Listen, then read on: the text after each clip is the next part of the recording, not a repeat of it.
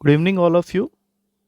आज हम लोग जो चैप्टर स्टार्ट करने जा रहे हैं उनके क्वेश्चंस के साथ मैं आया था, बट चैप्टर के क्वेश्चंस में जाने से पहले परसेंटेज के अंदर में जो बेसिक कंसेप्ट होता है वो मैं डिस्कस करना चाहूँगा। वैसे इसमें कुछ ज़्यादा चीज़ें नहीं होती है बेसिक कंसेप्ट्स के अंदर में, एक्सेप्ट अ फ्यू थिंग्स जिसको अगर हम बहुत अच्छे से दिमाग के अंदर क्लियर कर लें तो हमें ज़्यादा दिक्कत नहीं होने वाली है। तो first page I will be just giving you a slide brief of percentage होता क्या है और इसका बेसिक क्या है। तो देखो, जब तुम परसेंटेज निकालते हो तो it is always out of 100 we are saying. For example, अगर मान लो एक आदमी की सैलरी है 150 और वो बढ़ के 200 हो गई है और मेरे से कोई पूछे कि इंक्रीमेंट कितने का हुआ है, तो वो तो बहुत आसान है बताना कि 50 का इंक्रीमेंट हुआ है। लेकिन अगर कोई मेरे से ये पूछे कि what is the percentage increase, तो फिर हमें यहाँ पे देखना होता है what is the net change या what is the change in value, value कितना चेंज हो रहा है अपॉन ओरिजिनल वैल्यू या इनिशियल वैल्यू भी जिसको बोल सकते हैं, जो कि हमारे इस केस में 150 है, इंटू 100। तो चेंज इन वैल्यू 150 से बढ़ के अगर कोई वैल्यू 200 हो रही है तो चेंज इन वैल्यू हो गया 50 और ओरिजिनल वैल्यू है हमारा 150। इंटू 100 करेंगे, आंसर आ जाएगा 100/3, या जिसको हम लोग कह सकते हैं 33 1/3%। अब इसी का उल्टा कर लो, मान लो कोई वैल्यू है 230 और उसको मैंने कम करके कर दिया 170। तो अगर मेरे से कोई पूछे कि what is the net change, तो ये तो डिक्रीज़ हो रहा है। तो उस केस में अगेन अगर मैं परसेंटेज डिक्रीज देख रहा हूँ तो चेंज इन वैल्यू के नाम पे जो वैल्यू कम हुई है वो 230 से 170 हुई है, तो उसको 60 लिखूंगा। और इनिशियल वैल्यू लेकिन इस केस में होगा 230, क्योंकि पहले मेरी वैल्यू थी 230 जो कि अब कम होके 170 हुई है, इंटू 100। तो यहाँ से जो भी वैल्यू आएगी that will be in percentage. तो पूरे चैप्टर में जब हम लोग स्टडी करेंगे तो ये पार्टिकुलर कंसेप्ट जो मैंने स्टार्टिंग में बोला है, इसी को मैं कह सकता हूँ कि this is my basic crux of this chapter. इसके अलावा परसेंटेज जो निकालना होता है, जैसे मान लो 15% ऑफ 300 निकाल रहे हैं या 18% ऑफ 900 निकाल रहे हैं, ये तुम अपने अपने कंसेप्ट्स हैं, अपने अपने ट्रिक्स हैं, वो लगाने की ज़रूरत ही नहीं है, क्योंकि बेसिकली आदमी वही करता है जो उसके दिमाग में रहता है। अब 15% ऑफ 300 में भले ही कोई बोले कि पहले इसका 10% निकाल लो, फिर उसके आधे के साथ उसको ऐड कर दो, क्योंकि 10 का आधा 5 होता है तो 15% हो जाएगा। 18% के लिए भी ऐसा ही कुछ होता है। वो सब ना करते हुए जब हमारे पास टाइम आता है तो हम लोग 18% निकालते हैं 18/100 इंटू 900 करके, तो वो ज़्यादा ज़रूरी चीज़ नहीं होती है। मेन जो कंसेप्ट है वो ये फॉर्मूला है, दैट इज़ परसेंटेज इंक्रीज, या फिर मैं यहाँ पे लिखूंगा और decrease is always equals to change in value upon original value into 100। और परसेंटेज का कंसेप्ट जो है, या ये चैप्टर कह लो, इसका बहुत इंपॉर्टेंस होता है, क्योंकि तुम्हारे पेपर में चाहे वो CDS का हो, FCAT का हो, CAPF का हो, तो हमेशा ही इससे क्वेश्चन मिलेंगे ही मिलेंगे। क्योंकि इस चैप्टर का एप्लीकेशन सिर्फ परसेंटेज करके चैप्टर में नहीं है, इसका application SI and CI, profit and loss और बाकी चैप्टर जैसे मेंसुरेशन हो गया, अलजेब्रा के कुछ टॉपिक्स हो गए, उसमें भी नंबर्स के ऊपर में क्वेश्चन है, फ्रैक्शन के ऊपर में क्वेश्चन है, हर जगह इसका एप्लीकेशन है। इवन हमने देखा था स्पीड, डिस्टेंस एंड टाइम के क्वेश्चंस कर रहे हैं, रेशियो एंड प्रोपोर्शन के क्वेश्चन कर रहे हैं, टाइम एंड वर्क के क्वेश्चन कर रहे हैं, तो उसके अंदर में भी कहीं ना कहीं परसेंटेज घुसा हुआ है। तो उस हिसाब से इस चैप्टर का इंपॉर्टेंस बन जाता है। अब आज के इस सेशन में थ्योरी तो जो मैंने बताया बताया, बट इससे रिलेटेड जो क्वेश्चंस होते हैं उनसे स्टार्ट करेंगे। पहले तो बेसिक परसेंटेज के क्वेश्चंस को डील करेंगे इस वीडियो में, ठीक है। तो मैं कुछ क्वेश्चंस लेके आया था जो कि तुम्हारे प्रीवियस ईयर पेपर के भी हैं और आने वाले पेपर के लिए लुका लाइक क्वेश्चंस हो सकते हैं, प्रोबेबल क्वेश्चंस हो सकते हैं। तो each and every question is important and each and every question is different. तो कुछ कैटेगरी ऑफ क्वेश्चंस होते हैं, मैंने उनको रेंडमली पिक किया है। One by one we will be seeing the question and discussing the solution part of that. तो आपको क्या करना है, आराम से बैठ के वीडियो को देखते रहो, सॉल्यूशंस को देखो, समझो कैसे हो रहा है, क्योंकि when you will see the original paper you will be getting one of these questions only, या फिर a mixture of the concepts of these questions only. तो अगर तुम इस वीडियो के क्वेश्चंस को अच्छे से स्टडी कर लेते हो, समझ लेते हो, तो पेपर जब देने जाओगे तो वहाँ पे डेफिनेटली तुमको इसका हेल्प मिलेगा। और इसके ऊपर मैं एक वीडियो और बनाऊंगा जिसमें इसके शॉर्टकट्स के बारे में थोड़ा डिस्कस करेंगे। आज हमारे बेसिक क्वेश्चन है, अगली क्लास में इसके शॉर्टकट के क्वेश्चन होंगे। तो लेट्स स्टार्ट। सबसे पहला क्वेश्चन है कि A salary is 40% of B salary. मतलब ए की जो सैलरी है वो 40% ऑफ बी सैलरी है, which is 25% of C salary, मतलब बी की जो सैलरी है वो 25% ऑफ सी सैलरी है। तो इस हिसाब से ए हो गया 2/5 ऑफ बी और बी हो गया C/4। ये मैं फर्स्ट तरीका बता रहा हूँ, पहले आराम से देख लो इसको। तो अगर मैं क्वेश्चन को आगे पढ़ूँ तो उसने पूछा है what percentage of C salary is A salary, मतलब बी का आपको ये काम नहीं है।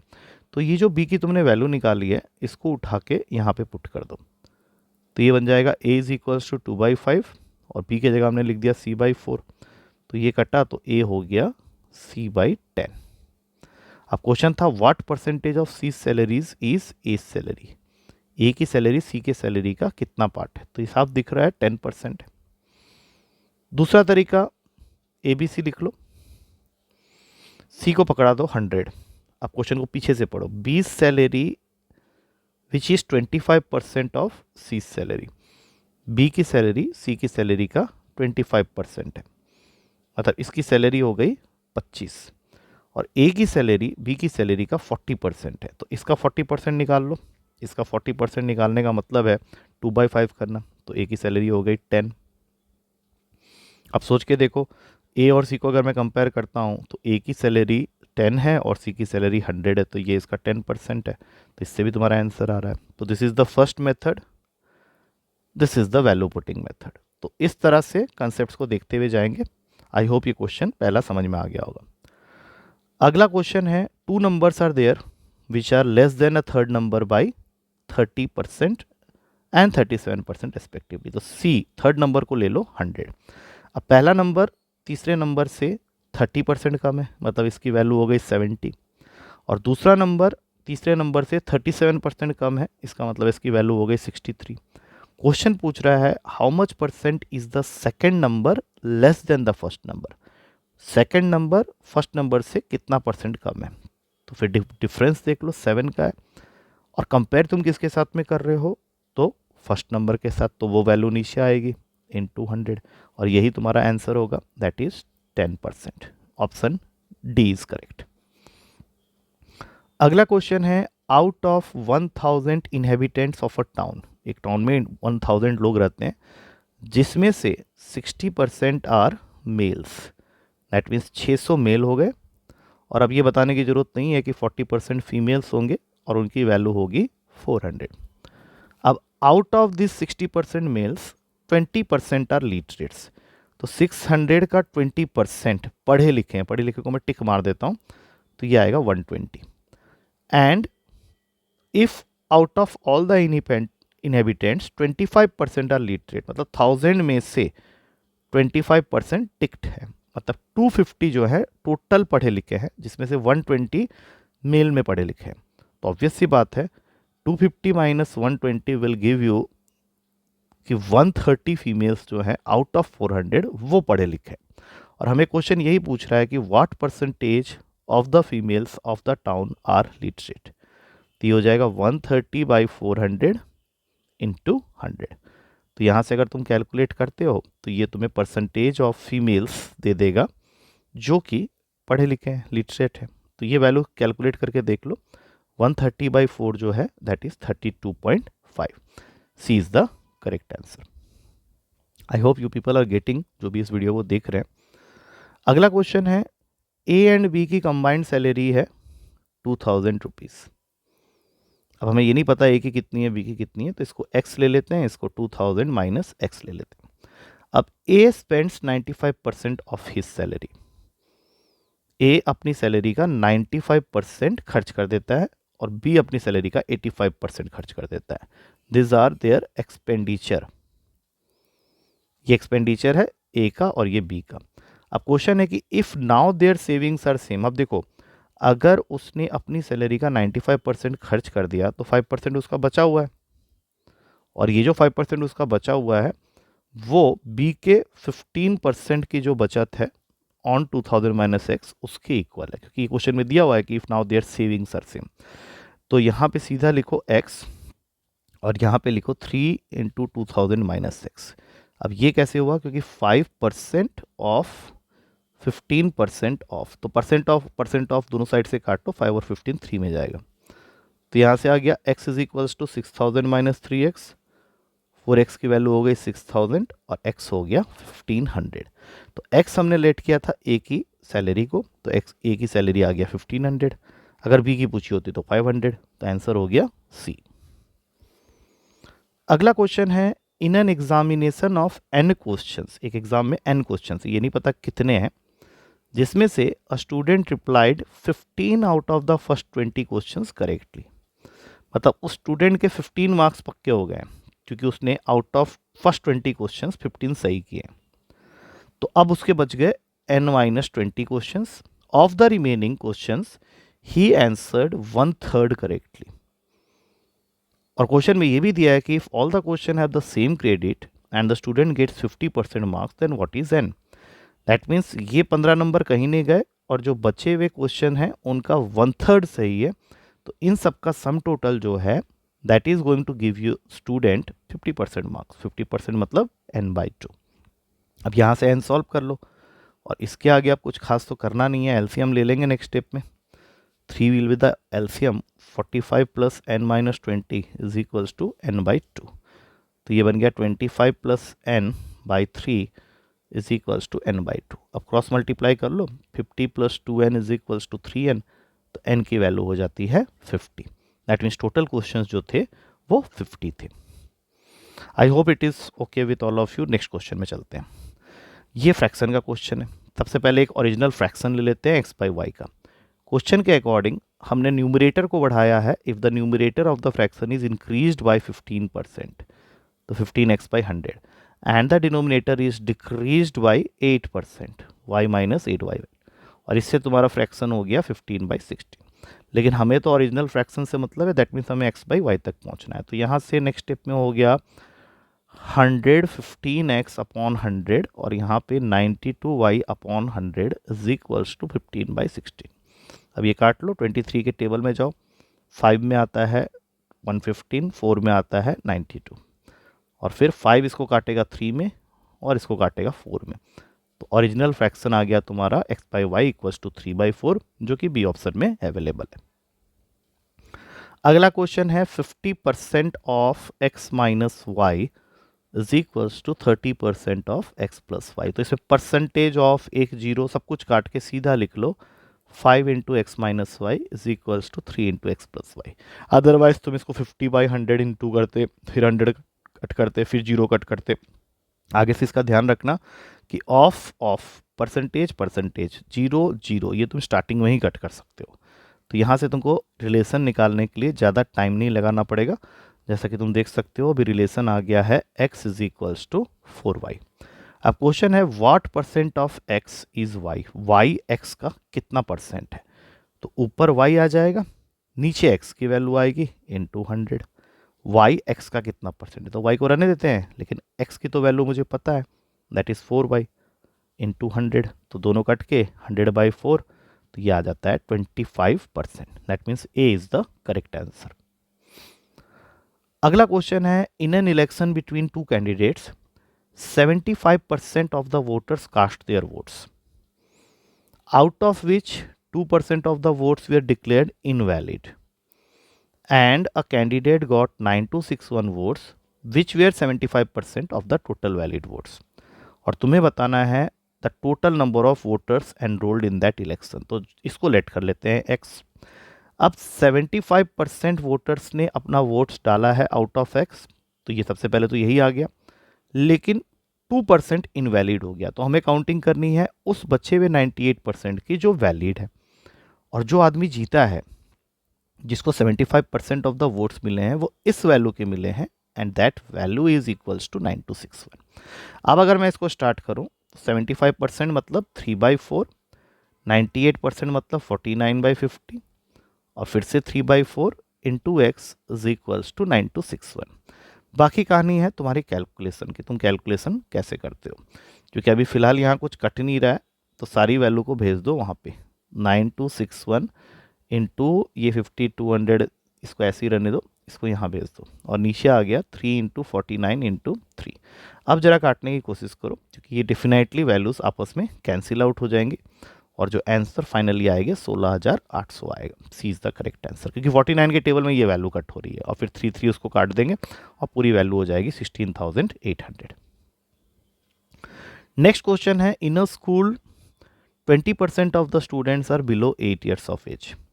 मतलब यहाँ पे उन बच्चों की बात हो रही है जो बिलो 8 ईयर्स ऑफ एज है। तो 20% आउट ऑफ सपोज कर लेते हैं n स्टूडेंट्स हैं, उसमें से 20% लेस देन 8 ईयर्स के हैं, तो बाकी बच गए जो 80%, इसमें दो कैटेगरी बनेगी, उसके बारे में इंफॉर्मेशन है। The number of students above 8 years of age, above 8 years equals to 8 years, यही दो कैटेगरी रह जाती है। तो number of students above 8 years of age is 2/3 of the number of students of 8 years age which is 48। मतलब 8 years as exactly वाले 48 है और ग्रेटर देन 8 ईयर वाले इस वैल्यू का 2/3 है, जो कि पूरे क्लास का या पूरे स्कूल का 80% बच्चों को कंस्टिट्यूट करता है। तो ये वैल्यू एक बार निकाल लो, ये आ रहा है 32 और 32 प्लस 48 बन जाता है 80। तो 80% of total student in the school is equals to 80। तो तुम्हारे लिए सिर्फ ये जानना जरूरी है कि किस वैल्यू का 80% 80 होता है। तो बहुत ही सिंपल है, 100 होगा इसका आंसर, क्योंकि 100 का ही जब तुम 80% करोगे तो 80 आएगा। तो correct answer is 100। I hope it is clear to all of you. अगला क्वेश्चन है कि 5/9 part of the population of a village are males. तो 5/9 पार्ट, तो 90 मान लेते हैं टोटल पॉपुलेशन को अभी फिलहाल के लिए, ताकि हमें कैलकुलेशन में इजी रहे। 9 का कोई भी मल्टीपल ले सकते हैं, तो 90 सबसे बेस्ट रहेगा। तो 5/9 पार्ट जो है वो मेल है, तो ये हो जाएगा 50। तो ऑब्वियसली फीमेल जो होंगे वो 40 होंगे। अब उसके बाद क्वेश्चन कह रहा है कि 30% of the males are married. Married वाले इनमें से 30% है, 30% ऑफ 50 मतलब 15 मेल मैरिड हैं। तो ऑब्वियस सी बात है ये 15 फीमेल से ही मैरिड हुए होंगे, तो इसमें से ये 15 माइनस कर दो तो 25 आ गए जो कि अनमैरिड। मैं अनमैरिड को क्रॉस कर रहा हूँ, मैरिड को टिक मार रहा हूँ। क्वेश्चन है find the percentage of unmarried females in the total population. तुम्हें टोटल पॉपुलेशन में देखना है। तो 25/90 into 100 is the percentage of unmarried females in the total population. एक एक जीरो कट करो, 250/9 आ जाएगा और आंसर होगा 27.9%। That is B option. I think हमने 10 क्वेश्चन कर लिया है, ऑलमोस्ट 10 से 12 मिनट में हमने किया है। बट यस, इसको समझो, स्पीड डजंट मैटर हियर अभी राइट नाउ, क्योंकि अभी तुम लोग सीख रहे हो। तो इन सब वेराइटी को देखो, एक क्वेश्चन दूसरे से अलग है। अच्छा, अगला क्वेश्चन है कि how many kg of pure salt must be added to 30 kg of a 2% solution of salt and water. तो पहली बात तो तुम्हारा जो सॉल्यूशन है वो 30 kg का है सॉल्ट एंड वाटर का, जिसमें से 2% पार्ट सॉल्ट का है, तो बाकी 98% पार्ट वाटर का होगा। तो 2% 30 का, तो 0.6 kg जो है वो सॉल्ट है, बाकी वाटर है। तो तुम चाहते हो कि तुम्हारा सॉल्यूशन जो है वो 10% सॉल्ट का बन जाए, तो उसके लिए तुमको कुछ ना कुछ तो सॉल्ट ऐड करना पड़ेगा। तो लेट अस अज्यूम कि वो तुमने x ऐड किया, तो टोटल में भी ऐड हो गया और इससे ये सॉल्यूशन बन गया 10/100 का। अब इसको सॉल्व कर लो, तो ये आ जाएगा 6 + 10x is equals to 30 + x।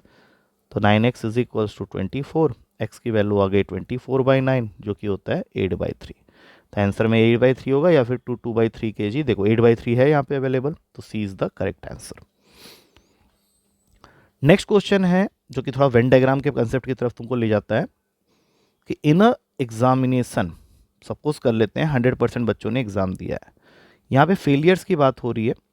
Hindi में फेल होने वाली पूरी जनता है 35% की, और इंग्लिश में फेल होने वाले पूरे जनता की परसेंटेज है 45%, और 20% ऐसे हैं जो दोनों में फेल हुए हैं। तो वेन डायग्राम के क्वेश्चन का ये रूल होता है कि जो कॉमन रीजन है वो पहले दिखा दिया करो। तो 20% दोनों सब्जेक्ट्स में गए। तो आउट ऑफ 35% जो हिंदी में फेल हुए हैं उसमें से 20% तो तुमने कॉमन में दिखा दिया, तो यहाँ बचेगा 15%, और इंग्लिश का 45 में से 20 यहाँ दिखा दिया, तो यहाँ बचेगा 25%। अब इन तीनों को ऐड करोगे तो 25, 20 और 15, 60% जनता जो है वो फेल है आउट ऑफ 100। तो जो टोटल पास होगी वो हो जाएगी 40%। This are all those who have passed. तो यही पूछा हुआ था क्वेश्चन में कि find the percentage of those who passed in both the subjects. तो आंसर हो गया सी, 40%। अगेन सेम क्वेश्चन, थोड़ा सा दूसरे डिफरेंट टेस्ट के साथ में आ रहा है, ट्विस्ट के साथ आ रहा है। यू फिर से ले लिया मैंने 100%, इस बार पास स्टूडेंट्स की बात हो रही है, इंग्लिश में, मैथ्स में। तो 80% जनता इंग्लिश में पास हुई है, 85% जनता मैथ्स में पास हुई है, और 75% जो कि कॉमन है, जिसको सबसे पहले दिखाना होता है, वो दोनों में पास हुई है। तो 80% इंग्लिश में से 75% यहाँ दिखा दिया, तो यहाँ बचा 5%, और मैथ्स के 85% में से 75% यहाँ दिखा दिया, तो यहाँ बचा 10%। अब सबको ऐड कर लो, 75 + 5 + 10 मतलब 90% जनता तुम्हारी पास हो चुकी है। तो फेलियर्स निकले 10%। और क्वेश्चन में ये दिया हुआ है कि 40 students failed in both the subjects. तो 10% किस वैल्यू का 40 होगा? ऑब्वियस सी बात है 400 का होगा। तो टोटल नंबर ऑफ स्टूडेंट्स अगर वो पूछ रहा है तो ऑब्वियस सी बात है कि 400 बच्चों ने एग्जाम दिया होगा, उसमें से 10% फेल हुए, जो कि 40 के इक्वल है। So correct answer is B option. अगला क्वेश्चन है, there are some coins and rings. एक बॉक्स के अंदर में कुछ कॉइन्स हैं, कुछ रिंग्स हैं, ऑफ आइदर गोल्ड और सिल्वर। माने कॉइन्स गोल्ड के भी हैं, सिल्वर के भी हैं, रिंग्स भी गोल्ड के भी हैं, सिल्वर के भी हैं। अब देखते हैं आगे क्या है। 60% of the objects are coins, तो ऑब्वियस सी बात है 40% रिंग्स होगा। And 40% of the rings are of gold, मतलब इस 40% का 40% मतलब 16% गोल्ड हो गया रिंग्स में। And 30% of the coins are of silver, 60 का 30% मतलब 18% सिल्वर हो गया। अब खुद सोचो कि कॉइन्स का सिल्वर वाला पार्ट 18% है आउट ऑफ 60, तो गोल्ड वाला पार्ट 42% होगा। और रिंग्स 40% में से गोल्ड 16% है, तो सिल्वर 24% होगा। अब क्वेश्चन क्या चाहता है, what is the percentage of gold articles in the box. तो गोल्ड आर्टिकल्स तो ये दोनों हुए, तो 42 + 16 percentage of gold articles is 58%, जो कि सी ऑप्शन में अवेलेबल है। अगला क्वेश्चन है, 38 liters of milk was poured into a tub and tub was found to be 5% empty. Okay, मतलब जितना पानी डालोगे उतना परसेंटेज वो फिल होगा। तो 38 लीटर्स डाले तो 95% फिल हुआ, तो कितना डालोगे जिससे कि वो 100% फिल हो जाए? तो ऑब्वियस सी बात है 38 करस्पॉन्ड्स टू 95%। तो अगर मैं इसको पूरा फिल करना चाहता हूँ, 100% करना चाहता हूँ, तो मुझे 2 लीटर पानी की जरूरत पड़ेगी, 40 करना पड़ेगा इसको मुझे, तब जाके ये फिल होगा। तो 2 litre is the correct answer. Next question है, 516 रुपीज़ को बांटना था 3 लोगों में, ए बी सी में, such that A receives 25% more than B, मतलब बी जितना उसको मिलेगा बट उससे 25% ज़्यादा मिलेगा। 25% मोर देन बी, तो 25% बी का कितना हो जाएगा, b/4, मतलब ए का शेयर आ गया 5b/4, संभाल के रख लो। And B receives 25% less than C, C के जितना मिलेगा बट उससे 25% कम मिलेगा, तो इसका बन गया 3c/4। अब क्वेश्चन के आंसर तक पहुंचने के 2 तरीके हैं। पहला तरीका, a + b + c मिला के 516 तो होना ही है। अब हमें सी का शेयर पूछ रहा है, तो सी को रहने दो, b की जगह लिख दो 3c/4, और चूंकि a = 5b/4 है, तो अगर हम लोग को a को भी c के टर्म्स में करना है तो b की वैल्यू यहाँ डाल दो, तो ये बन जाएगा 15c/16। तो यहाँ पे मैं लिखूंगा 15c/16 इज इक्वल्स टू 516। अब 16 का एलसीएम हुआ 15c, 12c, 16c is equals to 516। सबको ऐड कर लो, 516 × 16, 43 इसको काटेगा 12 में, और c की वैल्यू आ जाएगी 192। तो पहला तरीका तो ये हो गया। दूसरा रेशियो का तरीका लगा लो, a/b यहाँ से तुमको दे रहा है 5/4, b/c यहाँ से तुमको दे रहा है 3/4, दैट मीन्स 5/4, 3/4। तो a/b/c हो गया 15/12/16। ये निकालने के बाद सोचो, तुम्हें तो c चाहिए, तो c किसको करस्पॉन्ड कर रहा है, 16 को। तीनों को ऐड कर लो, 43 इंटू जो भी तुम्हारा अमाउंट है 516, फिर काटो, 12 में जाएगा, c की वैल्यू आ गई 190। तो दूसरे तरीके से भी सेम आंसर आ रहा है। So correct answer is 192। अगला क्वेश्चन है, in an election between 2 candidates, one got 55% of the total valid votes, tick मार लेते हैं, और दूसरे को मिला होगा 45% of the total valid votes, लेकिन out of total votes that is 7500, 20% तुम्हारे बेकार वोट्स है, तो इनको पहले यहाँ से हटा दो। 20% मतलब 1/5 ऑफ 7500, तो 1500 इसमें से माइनस कर दो, बच गए 6000। अब इस 6000 का ही कंटेस्ट देखेंगे और फाइनली पूछा क्या है कि what is the number of valid votes that the other person got. इस आदमी की बात नहीं हो रही, इस आदमी की बात हो रही है। तो 45% ऑफ 6000, जो कि तुम कैलकुलेट कर सकते हो बहुत ईजी तरीके से, और आंसर आएगा 2700। तो करेक्ट आंसर हुआ ए। अगला क्वेश्चन इनकम एक्सपेंडिचर और सेविंग्स का है। तो सबसे पहले तो मैं ये फॉर्मूला लिख दूं, इनकम एक्सपेंडिचर एंड सेविंग्स। हम सबको पता है कि income minus expenditure is equals to savings. तो एक आदमी है, उसके इनकम को मैं लेट कर लेता हूँ 100। क्वेश्चन का पहला लाइन कहता है कि man spend 75% of his income, मतलब 100 में से उसने 75 खर्च कर दिए। तो ऑब्वियस सी बात है उसकी सेविंग्स होगी 25 की। अब उसकी इनकम को अगर मैं 20% बढ़ा रहा हूँ, मतलब 100 की जगह 120 कर रहा हूँ, then he increase his expenditure by 10%। अभी देखो 75 का 10% होता है 7.5, तो उतना इसमें ऐड कर दो। तो अब उसकी जो न्यू सेविंग्स होगी वो 37.5 होगी, इस तरह से। तो क्वेश्चन क्या है कि he savings are increase by how much percent. जो पहले 25 था, अगर वो 37.5 हो गया तो what is the percentage increase. तो मैंने बताया हुआ है, net change 12.5, original value 25 into 100, जो कि इसका डबल होता है। तो करेक्ट आंसर हो गया 50%। तो करेक्ट है डी ऑप्शन। अगला क्वेश्चन, एक्स और वाई दो इंसान है, salary of X is half of Y. तो अगर मैं 100 इसको देता हूँ तो इसको 50 दे देता हूँ। X got a 50% rise in his salary. X को 50% का इंक्रीमेंट मिलता है, तो 50 का 50% होता है 25, तो इसकी न्यू सैलरी हो गई 75। Old new. वाई को 25% का राइज मिल रहा है, तो पहले 100 था, तो अभी हो जाएगा 125। तो अगर मैं इनके कंबाइंड सैलरी की बात करूं, तो ओल्ड में कंबाइंड सैलरी 150 हो गई, न्यू में 200 हो गई। क्वेश्चन है what is the percentage increase in the combined salary of both. तो what is the net change 50, original value 150 into 100। अब इसको सॉल्व करके देख लो, 100/3% आ रहा है, जो कि सेकंड ऑप्शन में अवेलेबल है। या तो ये होगा या फिर 33 1/3% होगा। So 100/3 is there, so that is the correct answer. अगला क्वेश्चन है 5% income of A is equals to 15% income of B. अब मैंने इसके लिए बताया हुआ है, इनकम ऑफ परसेंटेज 5 15 कट कर दिया, 5 15 को कट किया तो पहला रिलेशन आ गया इक्वल्स टू 3b। उसी तरह से दूसरा लाइन कहता है 10% income of B is equals to 20% income of C. Of income percentage 10 20 cut गया, बी इक्वल्स टू 10 20 को कट गया तो 2c आ गया। अब इसमें से सी का इनकम हमें पता है दैट इज 2000, बी उसका 2 टाइम्स है तो 4000, ए उसका 3 टाइम्स है तो 12000, और हमें क्वेश्चन में इन तीनों का कंबाइंड सैलरी पूछा है, तो आंसर हो गया 18000। आई होप इस वीडियो में ईच एंड एवरी क्वेश्चंस तुम्हें समझ में आ गए होंगे। अब नेक्स्ट वीडियो में we will be dealing with all those questions which involve certain tricks, जो कि काफ़ी हेल्पफुल रहेंगे। तो इस वीडियो को अच्छे से एक बार स्टडी कर लो, 20 क्वेश्चंस। अगले वीडियो में मैं कोशिश करूँगा समवेयर अराउंड 15 to 20 क्वेश्चंस करके we will be finishing this basic percentage part. फिर इसमें SICI का कंसेप्ट आएगा and then profit and loss. ठीक है, तो एक बार इसको अच्छे से स्टडी कर लेना। टेक केयर, कल मिलते हैं फिर न्यू शॉर्टकट वाले क्वेश्चंस के साथ। Thank you to all of you.